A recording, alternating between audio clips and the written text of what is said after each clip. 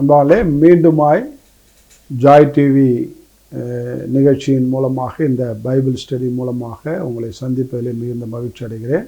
கர்த்தரின் விடுதலை ஊழியத்தின் சார்பாக உங்களை யாவரையும் வாழ்த்துதல் சொல்கிறேன். இன்றைய நாளிலும் நாம் மத்தேயு சுவிசேஷம் 4ஆம் அதிகாரத்தில் ஒரு சில முக்கியமான வசனத்தை நாம் தியானிப்போம். இந்த நாளிலே 4ஆம் அதிகாரத்திலே முதல் வசனம் இப்படியாக சொல்கிறது, அப்பொழுது இயேசு பிசாசினால் சோதிக்கப்படுவதற்கு ஆவியானவராலே வனாந்தரத்துக்கு கொண்டு போகப்பட்டார். இந்த வார்த்தை என்னை ரொம்பவும் சிந்திக்க வைத்தது. அதனால இன்றைக்கி என்னுடைய வாழ்க்கையில் அநேக பிரச்சனைகள் இருக்கும்போது நான் இப்படி ஏன் நமக்கு மட்டும் இப்படி பிரச்சனை வருது அப்படின்னு நினைத்தது உண்டு. என்னுடைய வாழ்க்கையில் நான் 5 லட்சம் ரூபாய் கடன்காரனாக இருந்து என் மனைவி பிள்ளைகளை கொலை செய்ய போகும்போது தான் என் வாழ்க்கையில் இயேசு ஆண்டவர் சந்தித்தார். அதன் பிறகு என் வாழ்க்கை மாறியது. இன்றைக்கு உங்கள் முன்னாடி ஒரு சாட்சியாக நிற்கிறேன். அப்போ இந்த சோதனை, இந்த கஷ்டம், பிரச்சனை, ஒரு சிலருக்கு வியாதி, இதெல்லாம் ஏன் வருது, ஏன் ஆண்டவர் நமக்கு இப்படியாக சோதிக்கிறார் என்று ஆண்டவரை குறை சொன்னது உண்டு. ஆனால் இங்கே நம்ம பார்க்கிறோம், இயேசு பிசாசினால் சோதிக்கப்படுவதற்கு ஆவியானவராலே கொண்டு போகப்பட்டார் என்று. அப்போ ஒவ்வொரு சோதனையும் நமக்கு வருதுன்னா ஆண்டவருடைய பர்மிஷன் இல்லாமல் வராது, ஆண்டவருடைய அனுமதி இல்லாமல் வராது. இன்னைக்கு ஆவியானவரே இயேசுவை கொண்டு போகிறாரு சோதனைக்கு உட்படுத்து. அப்போ இதை சொல்லும் போது எனக்கு யோபுனுடைய சரித்திரம் தான் ஞாபகத்து வந்தது. யோபு உத்தமன், சன்மார்க்கன், நீதிக்கு பயப்படுகிறவன், பொல்லாப்புக்கு விலகுகிறவன், இப்படி ஆண்டவரே சர்டிஃபிகேட் கொடுக்குறார் யோபை குறித்து. அதை போல் ஒரு சர்டிஃபிகேட் யாருக்கும் இயேசு ஆண்டவர் கொடுத்தது, இன்றைக்கி யெகோவா தேவன் கொடுத்தது நான் பார்க்கவே இல்லை. யோபுனுடைய சரித்திரத்தில் யோபுக்கு அப்படி கொடுக்குறார். ஆனால் அவனை சோதிப்பதற்கு பிசாசு டைரெக்டாக வந்து சோதிக்கலை. ஆண்டுடைய போய் அவருடைய சன்னதியில் போய் யோபுக்கு சோதிக்கிறதுக்கு நீங்கள் எனக்கு பர்மிஷன் கொடுன்னு கேட்குறான். அப்போ தான் ஆண்டவர் யோபை போய் சோதி, அவனுக்கு உண்டானதெல்லாம் நீ பார்த்துக்கோ, அவன் மேலே கையை வைக்காத அப்படின்றார். அன்பாலே அவனுக்கு உண்டான எல்லாம் மாடு ஆடு எல்லாம் செத்து போச்சு, அவனுக்கு பிள்ளைகளும் இறந்தார்கள். சோதனைக்காரன் அப்படியாக சோதித்தான். அப்பயும் அவன் யோபு உதட்டளவில் பாவம் செய்யவில்லை. அவன் என்ன செஞ்சான், கர்த்தர் கொடுத்தார், கர்த்தருக்கு சோத்திரம் என்றார், எடுத்துக்கொண்டார், கர்த்தருக்கு சோத்திரம். அப்போ நிர்வாணியாய் தாயின் வயிற்றிலே இருந்தால் நிர்வாணியாக போகிறேன்றார். அப்போ ஒன்று நான் கொண்டு வரல, அதனால் நான் ஆண்டவர் கொடுத்தது அவர் எடுத்துக்கிட்டாரு, அவருக்கு சோத்திரன்னா. அப்பயும் பிசாசு போய் திரும்பியும் பர்மிஷன் கேட்கிறான். அவன் உடம்புல நீங்கள் வாதியை உண்டாக்குனா அவன் வந்து உன்னை மறுதளிக்கிறான பாருன்னு சொன்னான். அப்பயும் ஆண்டவர் பர்மிஷன் கொடு, அவன் உசுரை மட்டும் எடுக்காதேன்னார். அப்போ பர்மிஷன் கொடுத்த பிறகு திரும்பி வந்து அவனை பலவிதமான உபத்திரத்தில் அவன் பருக்களினாலும் மற்ற சொறியினாலும் சிறங்கினாலும் வாதித்தான் என்று பார்க்கிறோம்.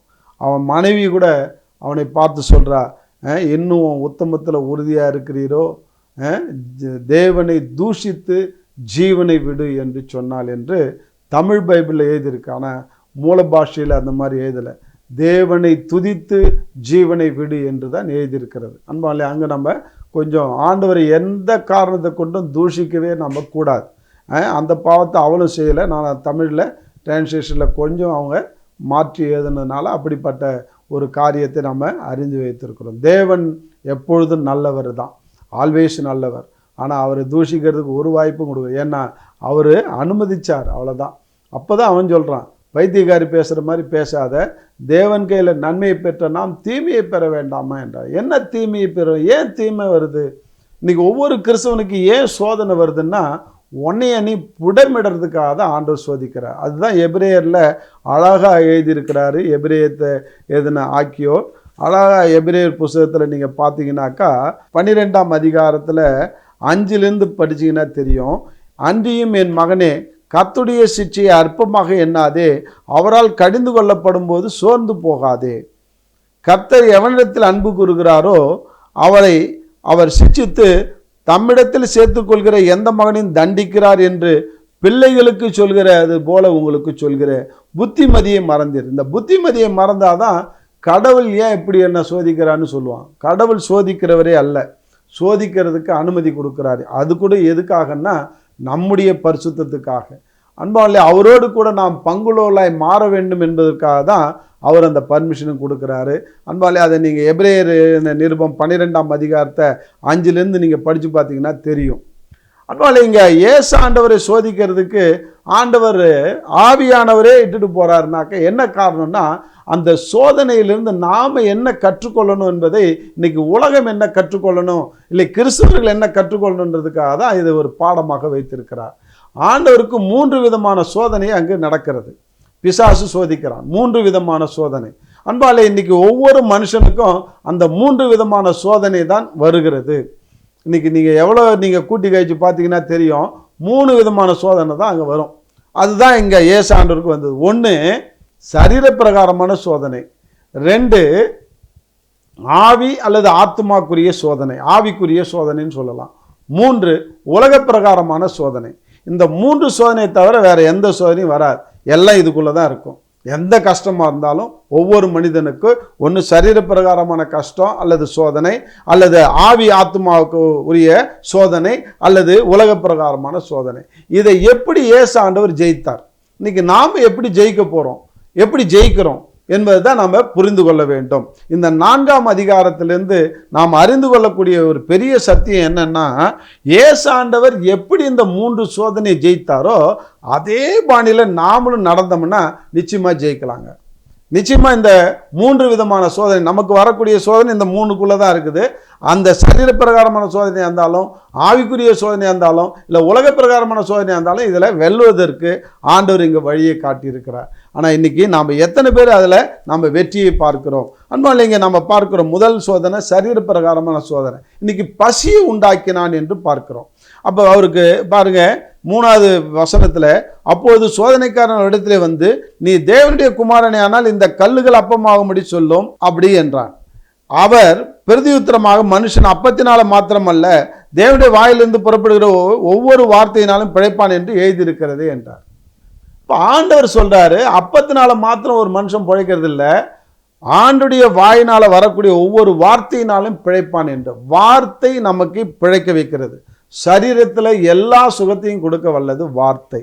அந்த வார்த்தையை நாம் எப்படி அறிந்திருக்கிறோம்? அன்பால் இன்னைக்கு அதை அறிந்திருக்கிறோமா? இன்னைக்கு சோதனை அப்படின்னாக்கா பசி அப்படின்னு மட்டும் இல்லை, இன்னைக்கு உடல் பசி அப்படின்றது வயிற்று பசியை கூட குறிக்கும். அடுத்தது நம்முடைய சரீர பசி என்றது இந்த இச்சையை குறிக்கும்.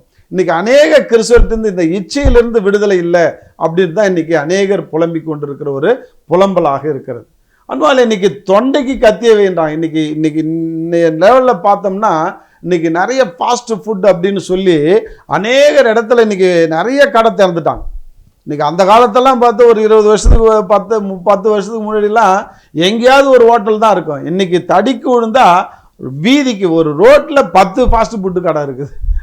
அந்த அளவுக்கு நம்மளை டேஸ்ட்டுக்கு அடிமையாக்கி வச்சிருக்கிறோம். அதனால தான் ஆண்டவர் சொன்னார், தொண்டைக்கு கத்தியை வையின்னு. அதனால தான் இன்னைக்கு நம்ம கத்தியை வைக்காம எல்லா ஃபாஸ்ட் ஃபுட்டையும் சாப்பிட்டுட்டு இன்னைக்கு அநேக வியாதிகளை வாங்கி கொண்டு இன்னைக்கு வியாதியில் கஷ்டப்படுறோம். சுகரு, பிபி, கொலஸ்ட்ரால், இன்னைக்கு சின்ன வயசுலேயே ஹார்ட் அட்டாக்கு, இன்னைக்கு சின்ன வயசுலேயே கிட்னி ஃபெயிலியர். இதெல்லாம் எதுக்காக வருதுன்னா, இந்த தொண்டைக்கு கத்தி வைக்காம இந்த சரீரத்தில் வரக்கூடிய இந்த பசி, இந்த இச்சையை நம்ம கண்ட்ரோல் பண்ணாமல் இருக்கிறதுனால தான் இன்னைக்கு அநேகர் அநேக வியாதியிலும் அநேக இச்சையிலும் விழுந்து போகிறாங்க. அன்பாலே, இன்னைக்கு ஆண்டுடைய வார்த்தை சொல்லுகிறது, தேவனுடைய வார்த்தையின் மூலமாக இதுக்கு பரிகாரம் உண்டு. அந்த வார்த்தையை நம்ம நம்பி, அந்த வார்த்தையை நாடி நம்ம அதை தியானிக்கும் பொழுது அந்த வார்த்தை நமக்கு பரிசுத்தத்தை கொடுக்கிறது. அந்த வார்த்தை நம்ம ஜீவனில் இருக்கிற நம்முடைய சரீரத்தில் இருக்கிற வியாதியை சுகமாக்குறார்.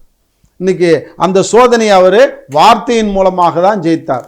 அடுத்தபடியாக பார்க்கிற 2வது சோதனை அவருக்கு 5 மத்தேயு 4:5 பார்த்தீங்கன்னாக்கா, பிசாசு அவரை பரிசுத்த நகரத்துக்கு கொண்டு போய் தேவாலயத்தின் உப்பரிகை மேலே நிறுத்தி, நீ தேவனுடைய குமாரனால தாழ குதியும், ஏனெனில் தம்முடைய தூதர்களுக்கு உம்மை குறித்து கட்டளையிடுவார், உமது பாதம் கல்லில் இடராதபடிக்கு அவர்கள் உம்மை கைகளில் ஏந்தி கொண்டு போவார்கள் என்பதாய் எழுதியிருக்கிறதே என்றான். அப்ப அவனும் நல்ல வேதத்தை அறிஞ்சிருக்கிறான், பிசாசும்.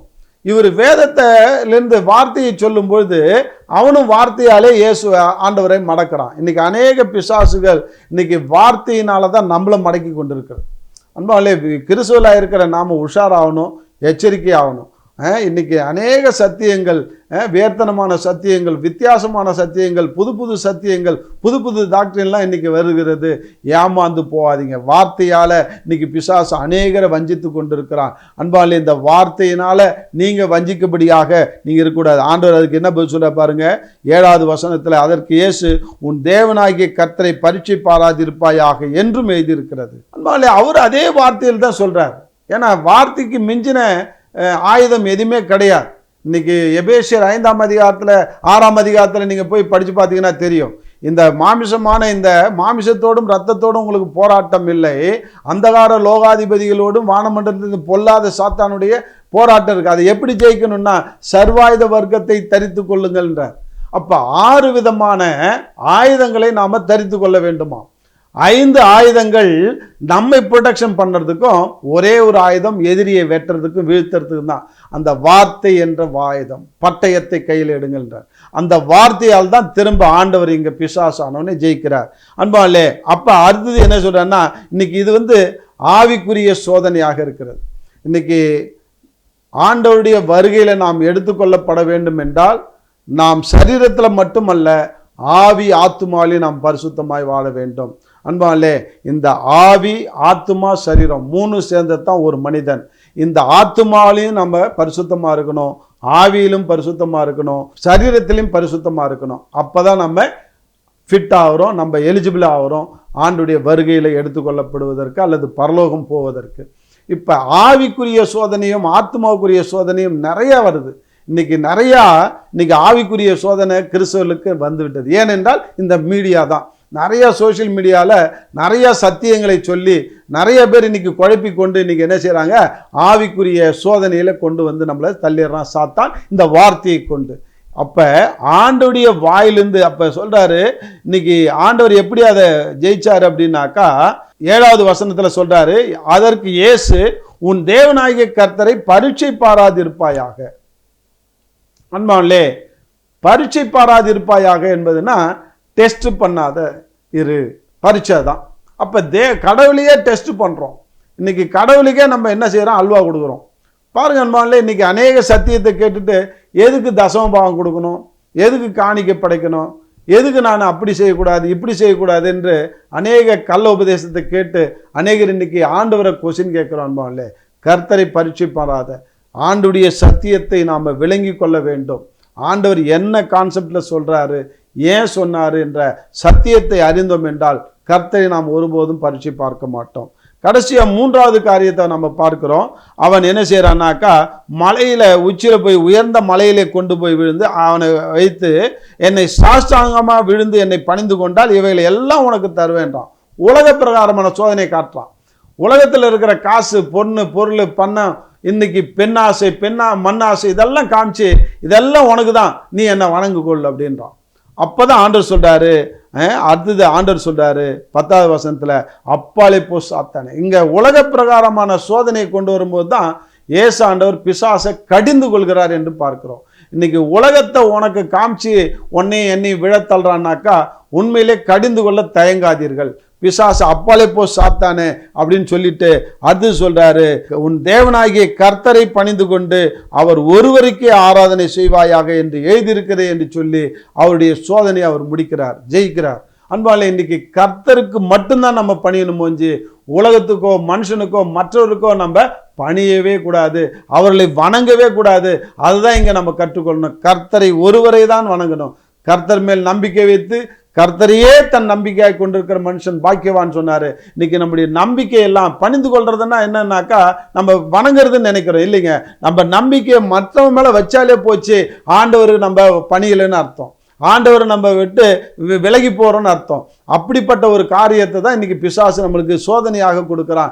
எனவே ஆண்டவரை மட்டும் பணிந்து கொள்வோம், அவர் மேலே மட்டும் நம்பிக்கை வைப்போம், அவரையே நம்பிக்கொண்டிருப்போம். கர்த்தர் எல்லாவற்றையும் நமக்கு கூட கொடுப்பாரு. இந்த பிசாசானவனை ஜெயிச்ச உடனே அப்பொழுதுன்னு 11ஆம் வசனத்தில் சொல்லுது, அப்பொழுது பிசாசு அவரை விட்டு விலகி போனான், உடனே தேவ தூதர்கள் வந்து அவருக்கு பணிவிடை செய்தார்கள் என்று.